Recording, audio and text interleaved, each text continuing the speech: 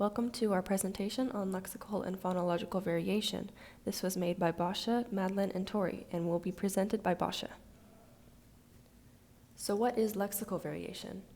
Lexical variation is the usage of different words to illustrate a concept for different groups of people.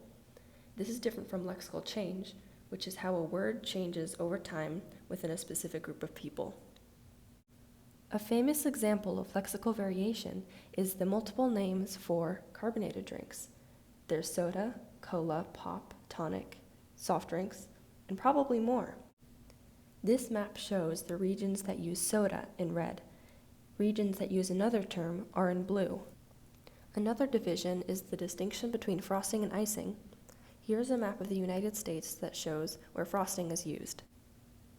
Here's a question for the audience. What do you call a small road parallel to a highway? Some might not even have an answer for this question, but some answers include a feeder road, service road, frontage road, access road, or gateway. Here is a map of the United States that shows where the term frontage road is used. It is important to note that there are often many names for one thing, and there is no one correct way to call something. Moving on to phonological variation, which is the accents caused by differences in consonants and vowel articulation. In English, the choice of vowels is particularly important because changing the pronunciation of a vowel can vastly change the meaning of a word. We see this in an example from class, the pin-pen merger, where the vowels e and e merge to both sound like I before a nasal consonant such as n. We also talked about cot and cot, which sound the same to most of us here. I have included 3 more fun examples on the slide here. Let's look at the first one.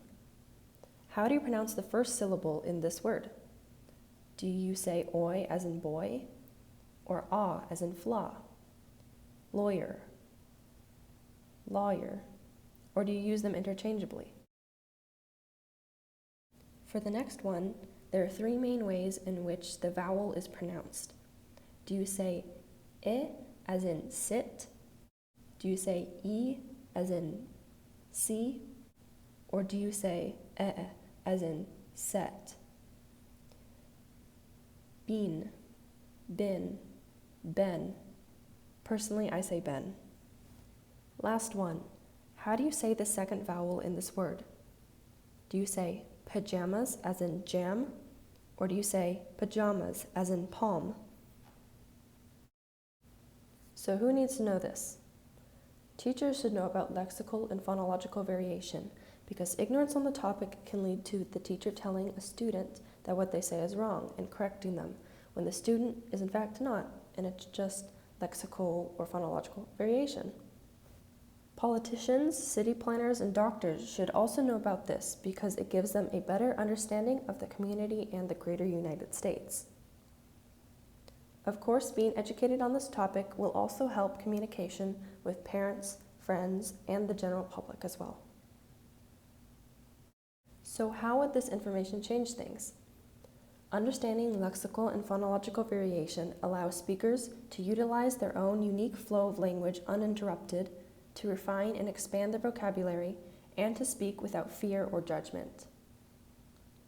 This also allows listeners to expose themselves to new vocabulary, to refine their vocabulary, and to improve their ability to understand others despite phonological variations. This is especially important in classrooms where developing minds need support and denying their linguistic ability is more detrimental than helpful. Teachers who encourage linguistic variation encourage and enable diverse learners and experiences. Here are the sources.